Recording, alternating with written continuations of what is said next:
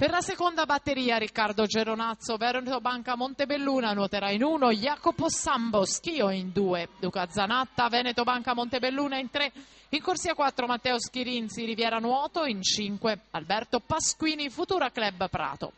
Simone Squarzanti 31,50, metà gara nella prima batteria.